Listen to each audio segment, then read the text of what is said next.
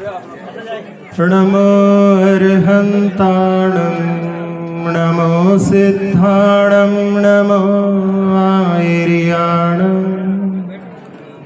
नमो अच्छायाणं नमो लोय सौवसाहुणं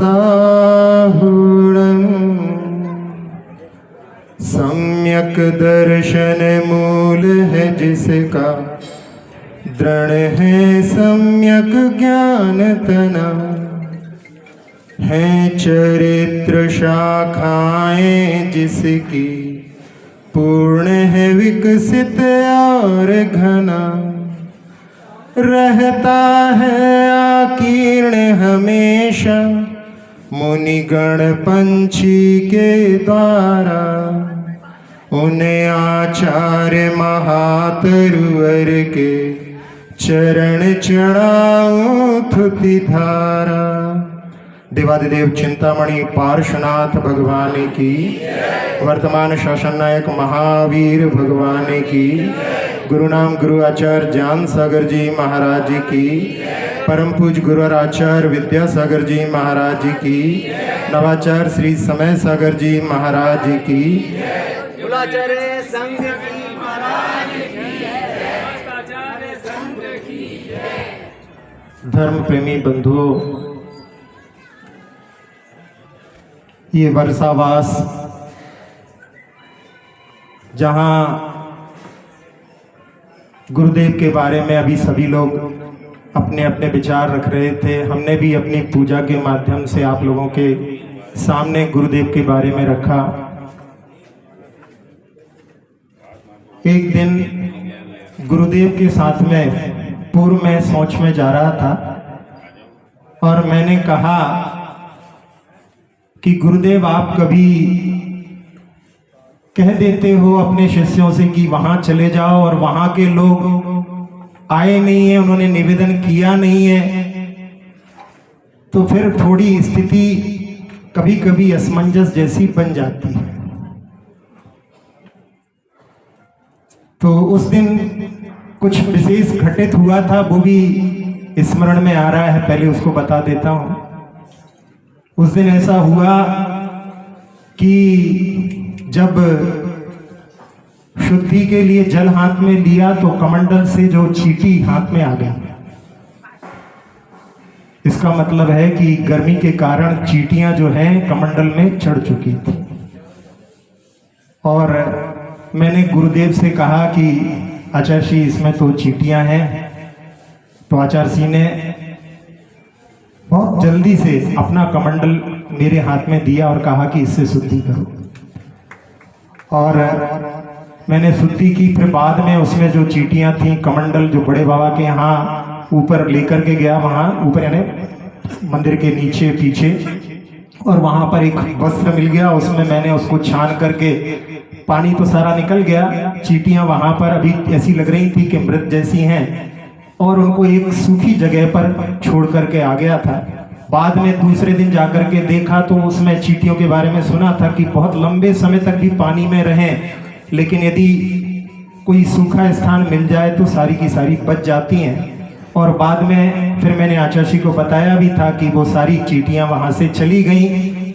तो आचार्य जी ने कहा कि वैसे वो जो है बच जाती हैं, आपने प्रयास किया तो उससे उनका रक्षण हो गया। तो उस दिन ये घटना घटी थी, और उसके कारण आचार्य जी ने कहा कि जब भी सोच जाओ तो पहले जो है ढक्कन खोल करके देख लेना कि इसमें कोई जीव तो नहीं चढ़ गया है। तो वो प्रतिदिन जो है स्मरण में आ जाता है। और उसी दिन जो है आचार्य जी से ये प्रश्न रखा था कि ऐसी स्थिति बन जाती है कि जो समाज ने निवेदन नहीं किया और फिर भी साधु जाता है। तो आचार्य जी ने थोड़ा सा जो समय कहा कि भाई कई बार तो ऐसी स्थिति भी बन जाती है, हमने तो चतुर्मास की स्थापना कर ली और बाद में समाज को बता दिया कि हमने समाज की स्थापना कर ली है। आचार्य जी ने जहाँ फिरोजाबाद में जब स्थापना की थी, वहाँ पर आचार्य जी ने पहले स्थापना कर ली थी और बाद में समाज को बता दिया था। तो उन्होंने हमारे सामने कहा कि ये जो तुम्हारे के कोई आकर के निवेदन करे, ये समीचीन पद्धति नहीं है। साधु को तो यदि जहाँ जाता है श्रावक दिखाई देते हैं और सोच का स्थान दिखाई देता है, वहां पर रह करके वो अपने चातुर्मास का यापन कर सकता है। तो ये आचार्य के जो शब्द हैं वो बड़ी प्रेरणा देने वाले बने। जब पिछली बार हमारा चातुर्मास हुआ था, महुआ के लोग भी आए हुए हैं, और उस समय हम झातला एमपी में रुके हुए थे। एमपी की बॉर्डर राजस्थान पर ही है, और वहाँ पर झातला वाले ने निवेदन किया था कि आप यहीं चातुर्मास करें। 4 महीने हो चुके थे और एक बोराव में भी लोगों ने निवेदन किया था। लेकिन आचार्य जी की ये बात कि जहाँ अनुकूलता समझ में आए वहाँ पर अपना चातुर्मास कर सकते हैं, तो हमने सोचा कि जहाँ के निवेदन आए हैं वहाँ पर तो चातुर्मास नहीं करना है। तो हम बढ़े और फिर महुआ की तरफ बढ़े। महुआ के लोग रास्ते में आ गए और हमने महुआ में चातुर्मास किया। बहुत सानंद चातुर्मास वहाँ पर हुआ। इसी प्रकार से इस बार भी जब भीलवाड़ा से निकले, और उस दिन की भी घटना भी हम सुना रहे थे, लोग भयभीत हो रहे थे कि ये मौसम जो है साथ देगा कि नहीं देगा। तो हमने कहा कि गुरुदेव का ऐसा वरद हस्त है कि जहाँ हम सोचते हैं उस समय में वहाँ पर सब अनुकूलताएं बिहार संबंधी सब बन जाती है। अभी जब हम भीलवाड़ा से जिस दिन हमारा बिहार हुआ था, उस दिन बहुत कड़ाके की धूप थी, और दोपहर को हमने कहा कि 3 बजे बिहार होगा, कम से कम 12-13 किलोमीटर चलना है। लेकिन मन में चिंता तो थी कि बहुत तेज़ धूप है, कैसे जाएंगे। और फिर बाद में हमने उनसे कहा कि नहीं, 3 की जगह 3:30 पे निकलेंगे, धूप तेज है। और आप लोगों को सुनकर के आश्चर्य होगा कि एग्जैक्ट 3:30 बजे से पानी गिरना प्रारंभ हुआ, और इतना तेज पानी गिरा, और वो पानी 20 मिनट 3:50 पर रुक गया, और हम 3:50 पे निकल गए। जो रास्ते में जो गर्मी थी वो पूरी शांत हो गई। हमारा जो 10-12 किलोमीटर का जो सफ़र था वो बहुत आनंद से संपन्न हो गया। तो पहली भीलवाड़ा से जब बिहार किया तो हमने कहा कि अच्छी शुरुआत हो गई है, मतलब जो है आगे जो है सब कुछ अच्छा ही होगा। और फिर नसीराबाद आए। नसीराबाद के शेखर जी बैठे हुए हैं, ये बहुत कोशिश करते रहे कि आपका चातुर्मास यहाँ हो। और हमें एक हमारे पूर्व के जिनके साथ में संबंध है, ऐसे मुनिराज हैं सुप्रभ सागर जी, उन्होंने हमसे कहा था कि आप या तो ब्यावर करो या नहीं तो फिर अजमेर जाओ। तो उनके मुनिराज के वचन हमारे कानों में गूंज रहे थे, और हमें अजमेर पास में था। अजमेर वाले आए थे लेकिन निवेदन करने जैसे नहीं थे। वो तो बोल रहे थे कि महाराज हमारे यहाँ समाज में थोड़ी स्थिति ठीक नहीं है। तो उस दिन हमने कहा कि हमारे गुरुदेव ने कहा है कि जहाँ के लिए यदि कोई निषेध करता है तो फिर निषेध में विशेष आकर्षण होता है। तो हमने कहा कि एक बार जब हमारे गुरुदेव ईसरी से चतुर्मास करके बिहार करने वाले थे, तो प्रकाश चंद्र सेठी सेंट्रल के मिनिस्टर जब उनके पास में श्रीफल रखने के लिए आए थे, और इसलिए आए थे कि आपका कलकत्ता पदार्पण ना हो, इसके लिए श्रीफल चढ़ाया था। और आचार्य जी ने शीघ्र जहाँ से बिहार करके और कलकत्ता ही पहुँचे थे।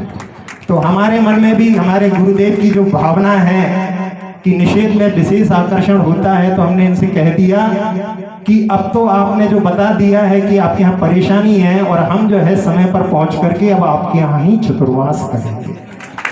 और इन्होंने बस केवल बोला कि महाराज जी यहाँ पे, हमने कहा बस हमारी पहली प्रायोरिटी है कि शौच का स्थान अच्छा होना चाहिए। और मैं ये आप अजमेर वासियों के लिए कहूँगा कि आप लोग बहुत भाग्यशाली हैं। इतनी पास शौच की व्यवस्था आज तक हमें, समझ लो हम बड़े बड़े क्षेत्रों पर भी रह लिए हैं, लेकिन इतनी अच्छी व्यवस्था यहाँ पर जो शौच की है, वैसी तो वाकई में उन्होंने कहा था कि महाराज जी पाय सागर जी आए थे, उन्होंने बोला था कि यहाँ पर 100 महाराज भी यदि चातुर्मास करें तो कोई दिक्कत नहीं हो। इतने बड़े शहर होने के बाद में भी सब आप लोगों के लिए ये अनुकूलता प्रकृति से ही मिली हुई है। ये एक बहुत बड़ी उपलब्धि आप लोगों के लिए है। और यहाँ जब हम आए और सब धीरे धीरे जो कुछ बातें सुनते थे, लेकिन हमने कहा हमें इससे कोई मतलब नहीं है, हमें तो यहाँ रहना है और अपनी साधना करना है। और यहाँ देखते हैं कि आप सब लोगों का जितना उत्साह यहाँ पर अभी नज़र आ रहा है, उसके माध्यम से तो ये मेरा चतुर्मास केवल पार्श्वनाथ कॉलोनी में नहीं हो रहा है, मैं पूरे अजमेर में ही चातुर्मास कर रहा हूँ। और जहाँ के लोग भी निवेदन करेंगे, क्योंकि पूरे चतुर्मास में कहीं पर भी जो है मैं आ जा सकता हूँ, आपके जहाँ के भी लोग निवेदन करेंगे मैं वहाँ भी इस चतुर्मास के बीच में भी जो है वहाँ पर आ सकता हूँ। वैसे तो यहाँ भी जो स्वाध्याय चल रहा है वो तो ठीक ही है, लेकिन आगे भी यदि कोई निवेदन आएगा तो मैं उसको भी मन में विचार करके कर सकता हूँ। अब यहाँ जहाँ चातुर्मास हो रहा है, और चातुर्मास जो है विशेष रूप से जहाँ साधना के लिए किया जाता है, चातुर्मास में विशेष रूप से कई लोग जो हैं रात्रि में भोजन का त्याग विशेष रूप से कर देते हैं। कई लोग ऐसे होते हैं जो नहीं कर पाते व्यापार आदि के कारण में, लेकिन पर्यूषण में तो बात अलग हो गई, चातुर्मास में भी लोग त्याग कर देते हैं। आज पेपर में ही एक खबर आई है, 2006 में मुंबई में ट्रेन में ब्लास्ट हुए थे, और आप उस तारीख को देखोगे तो वो 11 जुलाई को हुए थे, और 11 जुलाई को ही उस साल चतुर्मास की स्थापना थी। और उसमें बहुत सारे बंधु जो चातुर्मास में रात्रि भोजन का त्याग करते हैं, और वहाँ पर उन लोगों ने अपने रात्रि भोजन के त्याग की व्यवस्था को बनाने के लिए भोजनशालाएं खिलवाई हैं वहाँ पर। और उसमें वो लोग यदि रात्रि भोजन का त्याग नहीं करते तो उस समय में ट्रेन में सफ़र कर रहे होते, और उसमें जो रात्रि के शाम के समय में जो ब्लास्ट हुए हैं, उसमें पेपर में ये खबर आई थी कि 500 से ज़्यादा जैन बंधुओं ने कहा कि हम जिस दिन हमने नियम लिया उसी दिन हमारा जो है इसमें संरक्षण हो गया। तो धर्म जो है पालन करते हैं, उसके माध्यम से अपने जीवन में संरक्षण होता है। इसलिए चातुर्मास में विशेष रूप से अपने लिए साधना के लिए अपने लिए प्रयास करना है।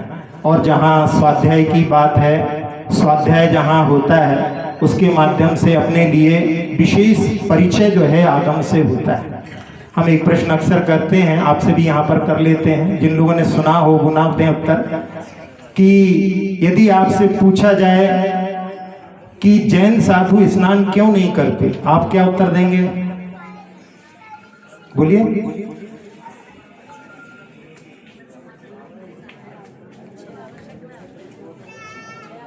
उनके 28 मूल गुण में हैं, अहिंसा धर्म के पालन करने के लिए करते हैं, ऐसे कुछ उत्तर आपके मुख से निकलेंगे।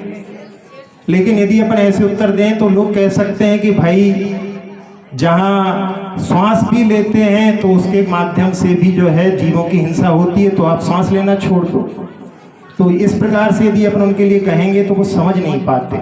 उनको समझाने के लिए एक घटना, जिसमें कि जब इंदिरा गांधी का निधन हो चुका था और उस समय में पूरे भारत में दंगे हो रहे थे, और उस समय में आचार्य श्री मड़िया जी में विराजमान थे, और जहां मिलिट्री लगी हुई थी तो मिलिट्री के लोग जब आचार्य सिंह को, उस समय में आचार्य सिंह का भरपूर यौवन था, उनकी सुंदरता को देख करके एक मिलिट्री के अफसर ने पूछा, जब आहार से लौट रहे थे तो एक श्रावक से, कि आपके साधु कौन सी साबुन से नहाते हैं?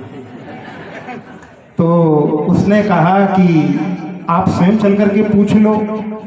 और वो आया, उसने रास्ते में सुन भी लिया कि जैन साधु स्नान नहीं करते हैं, फिर भी उसने जाकर के आचार्य सिंह से प्रश्न किया, तो आचार्य सिंह ने उत्तर दिया कि हम दिन में सनलाइट से नहाते हैं। उस समय में सनलाइट एक साबुन भी आती थी।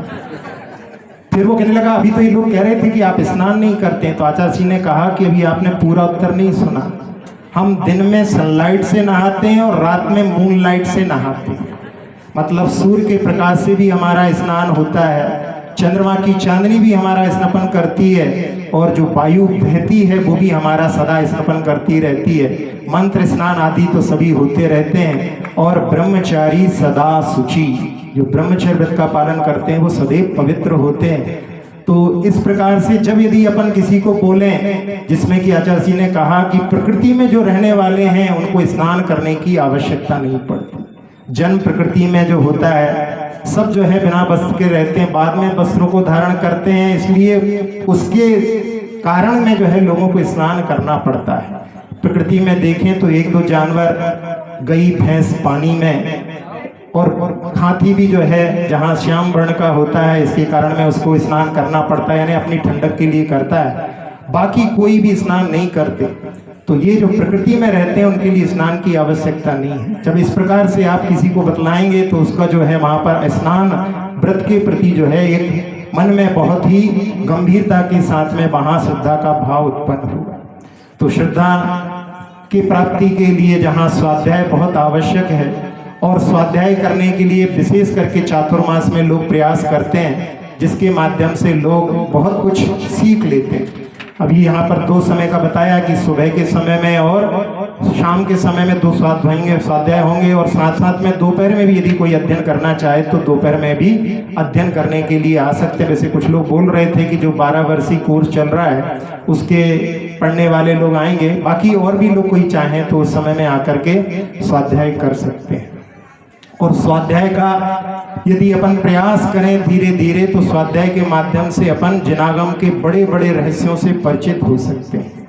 एक घटना भी जो अक्सर मेरे जहन में आ जाती है स्वाध्याय संबंधी, वो भी एक मध्य प्रदेश के बॉर्डर पे, यहाँ राजस्थान के बॉर्डर पर एक जगह पर एक घटना घटी कि जिसमें एक 100 वर्ष पुरानी घटना है कि एक महिला जिसका भी अभी नया विवाह हुआ है, मंदिर में रोज आती, दर्शन करती और दर्शन करने के बाद वो स्वाध्याय करने के लिए बैठती, क्योंकि उसको बचपन के संस्कार थे जब भी दर्शन करने जाए कुछ ना कुछ स्वाध्याय करना है।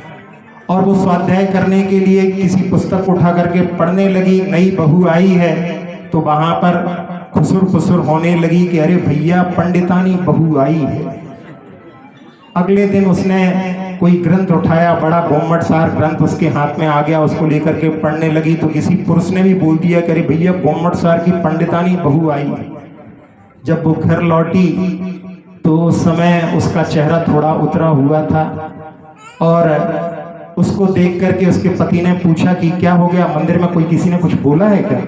तो उसने कहा मंदिर में कुछ बोल रहे थे, लेकिन मैंने उसका ऐसा अर्थ निकाला कि यदि मुझे थोड़ा सा समय मिल जाए तो मैं इन बड़े बड़े ग्रंथों में क्या लिखा है उसको जानने के लिए पुरुषार्थ करूं। पति बहुत अच्छा था, बहुत सारे यहाँ पर युवा वर्ग भी बैठे हैं, उनके लिए भी प्रेरणा मिल सकती है। उस पति ने कहा कि तुम्हें अध्ययन करने से, स्वाध्याय करने से किसने रोका है? तुम अच्छे से स्वाध्याय करो। उसके माता पिता नहीं थे।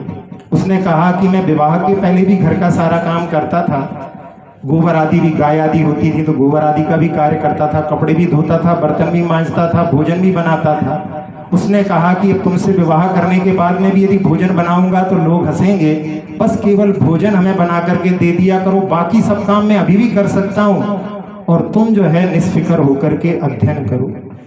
उसने इतनी स्वतंत्रता दी। उस महिला ने, नववधू ने पढ़ना प्रारंभ किया और कुछ ही दिनों के बाद में वहाँ पर एक पंच कल्याणक हुआ। उस पंच कल्याणक में जहाँ पंडित जी ने मोक्ष कल्याणक के दिन कहा कि आज भगवान 5 प्रकार के संसार से मुक्त हो गए, तो किसी ने प्रश्न किया कि पंडित जी ये 5 प्रकार का संसार कौन सा होता है? तो उन्होंने बताया कि भैया नाम तो हम बता सकते हैं कि द्रव्य, क्षेत्र, काल, भव, भाव, ये 5 प्रकार के संसार होते हैं, लेकिन यदि इसका विस्तार से यदि तुम्हें विवरण सुनना है तो इस समय हम श्रृंगार बाई को बुलाते हैं। वो नई वधू का नाम जो है श्रृंगार बाई था। उसको सानंद वहां पर जो है आदर के साथ में लोगों ने सुनने के लिए मंच पर बुलाया और जब उसने 1 घंटे तक 5 प्रकार के संसार का धारा प्रवाह जब व्याख्यान किया तो सब लोग वहां पर दांतों तले उंगली दबा करके कि वास्तव में इसने पंडितानी बन करके दिखा दी। तो हम लोग भी जिनागम के रहस्य से परिचित हो सकते हैं।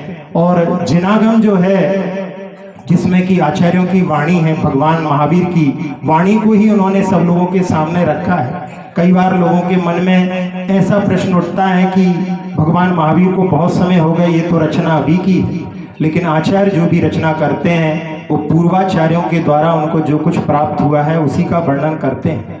आप लोगों के लिए एक तिलोय प्रणति की बात मैं बताता हूँ।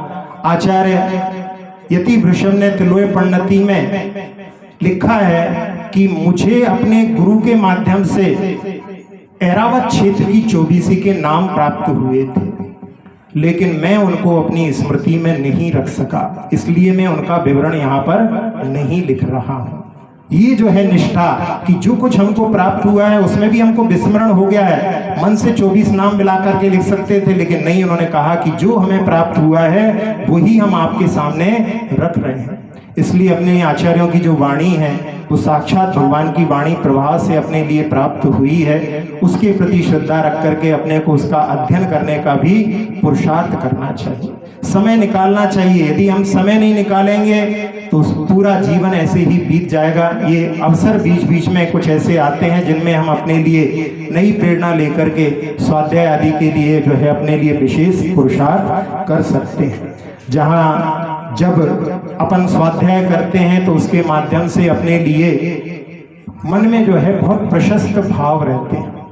सबसे ज़्यादा अच्छा फायदा उसका है कि जो अपन स्वाध्याय कर रहे हैं वो मन में अपने घूमता रहता है, तो उसके माध्यम से अपने लिए जिन पदार्थों के प्रति, जिन लोगों के प्रति जो राग देश की परिणति होती है, उससे अपने लिए उससे छूट मिल जाती है, उससे अपन बच सकते हैं। अधिकतर ऐसा होता है कि जहां हम राग देश की परिणतियों में ही अपने समय को व्यतीत करते रहते हैं, और जहां जो जिनेंद्र भगवान के प्रति जहां श्रद्धा का भाव रहता है, वहां पर अपनी अनंतानुबंधी राग की परिणति और अनंतानुबंधी द्वेष की परिणति, इन दोनों परिणतियों से अपने को ऊपर उठना है। यदि अपना किसी के प्रति विशेष राग है तो वो राग भी अपने लिए खतरनाक है। जैसे कि जहां सुकौशल की माता सहदेवी का अपने पुत्र के प्रति तीव्र राग था, उसके कारण में वो जाकर के शेरनी बन गई। और जो तीव्र द्वेष का भाव होता है, जहाँ सुकुमाल का पूर्व में उसकी भाभी का उसके प्रति कि अभी मेरी सामर्थ्य नहीं है, लेकिन जब सामर्थ्य होगी तो मैं बदला लूंगी, ये जो है अनंतानुबंधी द्वेष का भाव, उसके कारण में वो सियालनी के रूप में उत्पन्न हो गई। तो अनंतानुबंधी द्वेष और अनंतानुबंधी राग, इन दोनों से ऊपर उठ करके ही हम भगवान की सच्ची श्रद्धा प्राप्त कर सकते हैं। जहाँ जब इसके बारे में अपन विचार करते हैं तो एक शेर हमको याद आ रहा है, एक शायर का, जिसने लिखा कि मोहब्बत करो इतनी कि घर बिछड़ो तो जी सको। किसी से इतना राग नहीं कि कोई यदि विरह हो जाए तो फिर जी नहीं पाते, कई लोग मरण को प्राप्त हो जाते हैं। मोहब्बत करो इतनी कि घर बिछड़ो तो जी सको, और नफरत करो इतनी कि घर मिलो तो नजरें मिला सको। किसी से इतनी जो है नफरत भी नहीं होनी चाहिए कि किसी को देखना पसंद ना करो। तो दोनों जगह अपनी सीमाएं राग देश की जो है अनंतानुबंधी राग से बचने के लिए अपने लिए पुरुषार्थ करना है। और सबसे बड़ा जो एक अपने लिए जिसमें अपन अपने जीवन को बहुत उन्नत बना सकते हैं, वो एक है कि हम सब लोग वर्तमान में जीने का प्रयास करें। अक्सर ऐसा होता है, हम बहुत सारी बातों में जो है भूतकाल की बातों में उलझे रहते हैं, और नहीं तो फिर जो है भविष्य की कल्पनाओं में उलझे रहते हैं। जो हमारे सामने वर्तमान के एक एक क्षण बीत रहे हैं, हम उनका लाभ नहीं ले पाते। तो हमारे लिए ये पुरुषार्थ करें। अक्सर ऐसे ही होता है कि जिस समय में मंदिर में होते हैं उस समय में घर के बारे में विचार करते हैं, और जिस समय में यदि मंदिर में नहीं है, घर में है, उस समय में मंदिर का यदि विचार करें तो वो हानिकारक नहीं। लेकिन जहां हम जिस कार्यों के लिए अपने आवश्यक आदि कार्यों में भी उस समय में हम उसमें ना रह करके यदि और कहीं हैं, जहां बच्चे पढ़ते हैं उस समय में खेलने के बारे में विचार करते हैं, और जब वो खेलते हैं उस समय में पढ़ने के बारे में विचार करते हैं, तो मतलब वो वर्तमान में नहीं रहते। तो हम लोग वर्तमान में रहने का पुरुषार्थ करें, उसके माध्यम से हमारी बहुत सारी जो सिर के ऊपर भार जो चढ़ा रहता है हम उससे बच सकते हैं। एक प्रसंग जिसमें कि हरिवंश राय बच्चन जब विदेश से लौट करके आ रहे थे तो उनका एक मित्र भी साथ में था, और वो मित्र और वो दोनों आपस में चर्चा करते थे, या तो जिस कॉलेज को छोड़ करके आए उसके बारे में बात कर रहे थे, या जिस परिवार में जाना है उसके बारे में बात कर रहे थे। पानी के जहाज में उनकी यात्रा चल रही थी, और एक बहुत सुंदर दृश्य सामने उपस्थित था सूर्योदय का, लेकिन उनकी चर्चा जो है परिवार या कॉलेज के बारे में थी। तो उस समय में उन्होंने कहा कि अपन लोग कितने बेवकूफ़ हैं कि जो सामने सामने अपने लिए उपलब्ध हो रहा है उसको छोड़ करके अपन, या तो भूत जिसको छोड़ चुके हैं, अब जाना नहीं है जहाँ पर, और जिसके पास अपन भी पहुँचे नहीं हैं उसके बारे में चर्चा कर रहे हैं। तो अपने लिए वर्तमान में रहने का पुरुषार्थ करना चाहिए, जिसके लिए एक जो है विचारक ने कहा कि पास्ट इज डेड। पास्ट जो होता है भूतकाल, वो मर चुका है, और फ्यूचर इज अनबॉर्न, अभी जो है भविष्य का जन्म नहीं हुआ है। प्रेजेंट इज प्रेजेंट, प्रेजेंट जो है अपने सामने उपलब्ध है। That's why it is present. Present का अर्थ एक उपहार भी होता है। तो जो एक एक समय अपने लिए वर्तमान के लिए मिलता है, उसका लाभ लेकर के अपन अपने जीवन को जो है जीवंत बना सकते हैं। नहीं तो जो भूतकाल के बारे में या भविष्य के बारे में सोच रहे हैं वो जो है जीवंत नहीं है। तो अपने लिए जहाँ भगवान की आराधना करने आते हैं उस समय में पूरा 100% उसके लिए दें। आप देखेंगे अपने जीवन में उसके माध्यम से बहुत गुणात्मक परिवर्तन अपने जीवन में हो सकता है। तो ऐसे जो है कुछ जिन बिंदुओं पर भी अपन विचार करके अपने जीवन को उन्नत बना सकते हैं। वैसे आपकी समाज तो बहुत बड़ी है, उसके लिए तो मेरी समझ से यहाँ पर जो है कोई स्थान ही नहीं रहता। यदि पूरी समाज आ जाती तो लोग संभाल नहीं पाते। फिर भी आप लोग बहुत सारे लोग आए हैं, जिसमें नहीं आ पाए हैं उनके बारे में वो क्यों नहीं आ पाए अपन उस पर थोड़ा विचार करते हैं। तो अच्छे कार्यों से जो अपने आप को हटा लेता है वो प्रमाद कहलाता है। और प्रमाद के कितने 15 भेद होते हैं। एक होता है कषायों का। तो कुछ लोग जो हैं क्रोध के कारण यहाँ नहीं आए होंगे, किसी कारण से गुस्सा आ गया होगा तो वो गुस्से के कारण नहीं आए होंगे।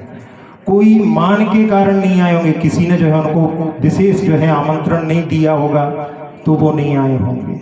और कोई लोग जो है माया के कारण कि भैया भीड़ भाड़ वाले स्थान पर जो है रोग आदि फैलने की, कोरोना के समय होता तो भैया भीड़ वाले स्थान पे नहीं जाओ, इससे जो है कोरोना हो जाता है। तो ऐसे कुछ माया का जो है कपट का भाव लेकर के नहीं आए होंगे। और कुछ लोग अपने लोभ के कारण दुकान खोल करके बैठे होंगे तो वो नहीं आए होंगे। आज तो वैसे भी वर्किंग डे है।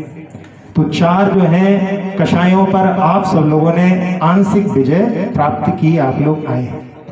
फिर विकथाएं होती हैं तो उसमें भोजन कथा। तो कुछ लोगों को जो है भोजन कथा अभी यहाँ पर भी नहीं दिख रहे हैं, लेकिन हो सकता है वहाँ पे भोजनशाला में दिखाई दे। तो वो भोजन कथा वाले जो है ऐसे अच्छे कार्यों से वंचित रह जाते हैं। फिर इसके बाद में राजकथा। राजकथा तो राजा तो रहे नहीं है, अब राजनीति कथाएं चलती हैं तो उसके कारण में भी बहुत सारे लोग नहीं आए होंगे। और फिर कौन सी होती है चोर कथा। तो उसमें भी जहाँ पर कैसे जो है टैक्स आदि बचाया जाए उसके बारे में, या कहीं पर कोई घटना घट गई हो उसके बारे में, चोर के बारे में चर्चा कर रहे हो, जिसका कि अपने जीवन में कोई मूल्य नहीं है फिर भी उसकी चर्चाओं में टेलीविजन आदि के कार्यक्रमों में इसमें उलझे रहते हैं, तो वो चोर कथा हो जाती है। फिर और कौन सी रह जाती है स्त्री कथा। तो स्त्री के लिए पुरुष के लिए स्त्री, जहाँ पर जो कलाकार आदि रहते हैं उनके बारे में चर्चा करते हुए भी जो अच्छे कार्यों से वंचित रह जाते हैं। तो ये जो हो गए 4 विकथाएं हैं। इसके कारण में भी बहुत सारे लोग नहीं आए हैं। आप लोग आए हैं तो आपने इस पर भी जो है विजय प्राप्ति की है आंशिक। फिर इसके बाद में कौन सी चीज रह गई 5 इंद्रियों के विषय। तो स्पर्शन इंद्री का विषय, अब इसमें जो है बहुत सारे लोगों को लग रहा होगा कि कहीं पानी में भीग जाएंगे तो अपन जो है गल जाएंगे, इसलिए नहीं आए होंगे। कुछ लोग ऐसे होंगे जो रसना इंद्री के कि भाई वहाँ जो है भोजनशाला में कहाँ इतना अच्छा भोजन मिलेगा जो हमारे घर में हम खाते हैं, तो वो इसलिए रसना के बसीभूत होकर के नहीं आए होंगे। कुछ लोग जो है भीड़ वाली स्थान पर दुर्गंध आती है तो वहाँ पर हम जाएंगे तो हमारे लिए जो है कुछ परेशानी हो सकती है, इसलिए नहीं आए होंगे। और कुछ लोग मोबाइल का जो है आजकल उपयोग ज़्यादा करते हैं तो उसके माध्यम से जो है अपने नेत्र इंद्री के विषय में लगे हुए होंगे। और कुछ लोगों को जो है फ़ोन पर बहुत बिजी रहते हैं, उस पर जो है सुनते अपने कर्ण इंद्री का प्रयोग करते रहते हैं, तो उसके कारण नहीं आए होंगे। अब इसके बाद में है एक निद्रा। तो दोपहर का समय और भोजन के बाद तो जो है प्रमाद आए बिना नहीं रहता। तो बहुत सारे लोग अभी घर में शयन भी कर रहे होंगे, इसलिए भी नहीं आए होंगे। और कुछ लोग ऐसे भी होंगे जिनके घर में मेहमान आए होंगे तो वो स्नेह के कारण कि अब आप आए हो तो अब हम कैसे जा सकते हैं, वो कह भी रहे होंगे कि हम कुछ और काम कर लेते हैं, आप हो आओ। अरे नहीं आप आए हो, हम कैसे जा सकते हैं। तो ऐसे स्नेह के कारण में भी कुछ लोग यहाँ पर आ नहीं पाए हैं। तो आप सब लोगों ने इस पर विजय प्राप्त किया। आप सब लोग अपना ऊपर हाथ उठाओ, ऐसा हाथ उठाया। अब इसको थोड़ा घुमा लो और अपनी पीठ थपथपा लो। आप सब लोगों ने 15 प्रमाद पर जो है विजय प्राप्त की है। आए हैं आप लोग इस कार्यक्रम में तो प्रशंसा के पात्र हैं। तो आप सभी लोगों ने इस कार्यक्रम में आकर के जहाँ पर कुछ लोग कह रहे थे कि महाराज जी क्या मतलब कैसा होगा, मैंने कहा भाई कोई चिंता मत करो, सब जो है गुरुदेव की कृपा से और पार्श्वनाथ भगवान की शरण से सब अच्छा हो। इस प्रोग्राम के लिए भी बरसात आदि का डर लग रहा था, अभी भी देखो बिल्कुल बरसात कैसी हुई, यहाँ पर भी जो है 1 बजे बरसात हुई है यहाँ पर, तो उसमें भी लोग लग रहा था, उस समय हम बोल रहे थे नीरज जी से वहाँ पे कि कोई चिंता मत करो, ये ठंडक भी जरूरी है, नहीं तो यहाँ पर देख रहे थे धूप में बेचारे वो संगीतकार बैठे हुए हैं, बड़े परेशान हो रहे थे, तो ऐसा मौसम भी जरूरी है। और यदि सूखे सूखे मौसम में चतुर्मास की स्थापना हो, वर्षा योग की स्थापना हो, तो फिर वर्षा योग कैसा, ऐसा बादलों जैसा मौसम हो तो वो लगता है कि हाँ वर्षा योग की स्थापना होगी। तो आप सभी लोग इस वर्षा योग के यहाँ पर गवाह बने हैं और इसके माध्यम से अपने जीवन में और कुछ जो है गुणात्मक परिवर्तन करने के लिए भी प्रयास करेंगे। मैं समझता हूँ इतना समय पर्याप्त है, क्योंकि अभी कुछ और भी प्रक्रिया होना है, क्या हो गया पूरा, तो भोजन के लिए भी जाना है। और फिर कुछ लोगों को जो है कह रहे थे कि महाराज हमको बाहर भी जाना है, वो कुछ लोग बाहर से आए हैं, तो उन लोगों के लिए भी आप थोड़ा भी समय दे दें, तो मैं समझता हूँ इतना ही पर्याप्त है। और समय मिलेगा कभी तो फिर अपन लोग साथ में बैठेंगे, कुछ इस प्रकार की जो है चर्चा और भी अपन अपने जीवन में करेंगे इस भावना के साथ में। और जहाँ अपने जो भगवान हैं वो कैसे हैं, ध्यानस्थ मुद्रा वाले हैं, तो अपने लिए प्रतिदिन जो है ध्यान भी करना चाहिए। भगवान के दर्शन करके अपने को बिना ध्यान के यदि अपन भगवान के पास से लौट गए तो अपन ने आज तक भगवान के दर्शन नहीं किए। भगवान के पास आकर के थोड़ी देर बैठ करके जो है वहाँ पर भगवान जैसी मुद्रा बना करके और अपनी आंखें बंद करके थोड़ा सा ध्यान करना चाहिए। अपन थोड़ा सा ध्यान करते हैं, आखिरी सब लोग बैठे हैं आंख बंद करके थोड़ी देर के लिए एक बार ओम का नाद करेंगे।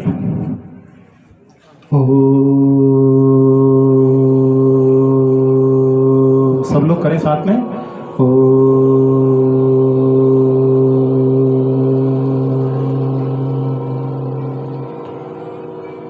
प्रणव मंत्र के माध्यम से मन पूरी तरह से शांत हो चुका है। जब कोई व्यक्ति अंतरिक्ष में जाता है, जैसे अभी कोई शुक्ला जी गए थे और वहां से वो देख करके कहते हैं कि वो देखो वो गोल गोल जो है पृथ्वी, वो मेरी पृथ्वी है। जब कोई पृथ्वी पर ही उतर जाता है तो फिर वहां पर वो कहता है कि वो एशिया हमारा है, वो अमेरिका हमारा है, वो अफ्रीका हमारा है। और जब अपने ही स्थान पर आ जाते हैं तो फिर वहाँ पर चालू हो जाता है कि इंडिया हमारा है, बांग्लादेश हमारा है, पाकिस्तान हमारा है। इंडिया में भी पहुँच जाते हैं तो फिर उत्तर हमारा है, दक्षिण हमारा है, पश्चिम हमारा है। और एक ही जहाँ स्टेट की बॉर्डर के पास में हो तो फिर कहते हैं कि मध्य प्रदेश हमारा है, राजस्थान हमारा है। और राजस्थान में भी पहुँच जाएं तो फिर वहाँ पर हाड़ौती हमारा है, मेवाड़ हमारा है। और उसमें भी जहाँ जिला हमारा है, नगर हमारा है, नगर में भी कॉलोनी हमारी है, कॉलोनी में गली हमारी है, और गली के बाद में घर हमारा है। और घर में भी यहाँ अलग अलग कमरे होते हैं तो वो कमरा हमारा है। और एक ही कमरे में यदि बहुत सारे लोग रहते हैं तो वहाँ पर ये पलंग हमारा है। इस प्रकार से संसार में जीव अनादि काल से सब पदार्थों को अपना कहता है। वास्तव में जहाँ देह अपनी नहीं तहाँ ना अपना कोई, घर संपत्ति पर प्रगट है परिजन लोग।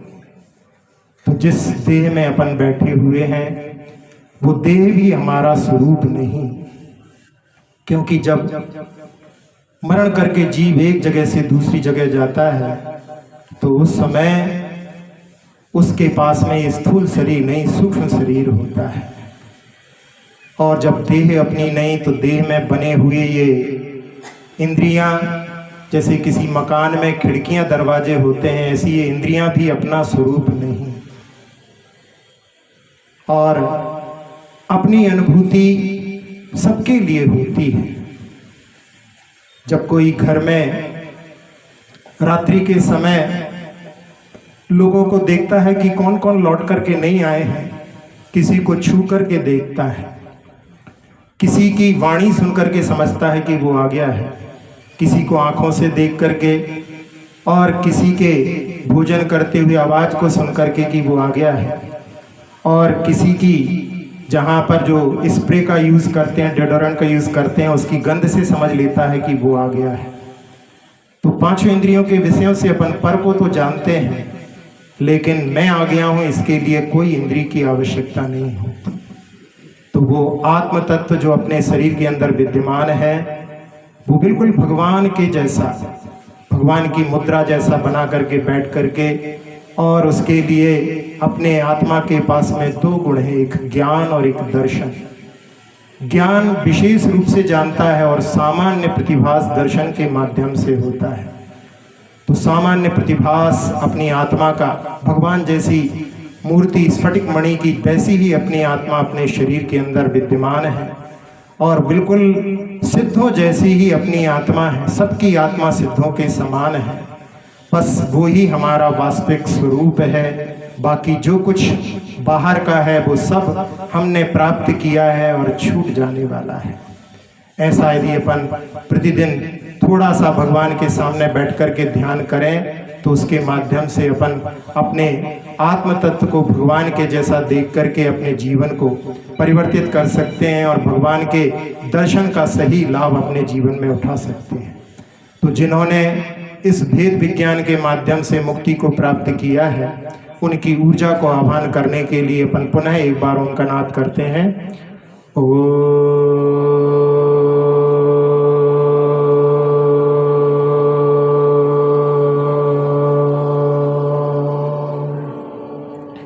बरस रही है अनंतानंत सिद्ध परमेष्ठियों की ऊर्जा। एक एक क्षेत्र जहाँ पर अपन विराजमान हैं, यहाँ से भी सिद्ध हुए हैं, क्योंकि सिद्धालय में कोई भी स्थान रिक्त नहीं है। तो उन सिद्धों की ऊर्जा बरस रही है। सिर के सबसे ऊपरी भाग ब्रह्मरंध्र के माध्यम से आपके मस्तिष्क में प्रवेश करके मन के सारे विकार धो चुकी है। नेत्र, नासिका, मुख, कर्ण, कंठ, फेफड़े, हृदय, पेट में उतर करके छोटी आंत, बड़ी आंत, किडनी, लीवर आदि सभी अंतरंग अवयव पीठ के माध्यम से ऊपर चढ़ रही है। पीठ, कमर, कंधे, दोनों हाथ, दोनों पैर, पूरे शरीर की त्वचा को, एक एक प्रदेश को निर्विकार, निरामय, निरोगी बना चुकी है। जैसा लाभ अपने को मिला वैसा सबको मिले, इस भावना से इस ऊर्जा को पूरे लोक में फैलते हुए देखें। और भावना, सुखी रहें सब जीव जगत के, कोई कभी न घबरावे। सुखी रहें सब जीव जगत के, कोई कभी न घबरावे। सुखी रहें सब जीव जगत के, कोई कभी न घबरावे। पूरे संसार में शांति का वातावरण।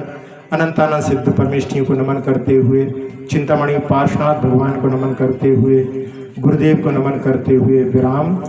अक्षर पद मात्रा से दूषित वचन अगर ममहीन रहे, और प्रमाद कषाय के वश में सम्यक अर्थ विलीन किए। जिन वाणी माता मेरी उन सब त्रुटियों को क्षमा करें, दे आशीष शीघ्र हम सबको केवल लब्धि रमा मिले। प्राप्त हमें हो बोधि समाधि, परिणामों की शुद्धि हो। निज आत्म उपलब्ध हमें हो, शाश्वत सुख की सिद्धि हो। चिंतित वस्तु दात्री माता, चिंतामणि उपमा भाती। करूं वंदना पूर्ण विनय से, चरण रखूं मैं ये पाती। कर जिन वाणी ये स्तुति, तन की ममता का। महामंत्र का जाप अब सभी जपें नभ।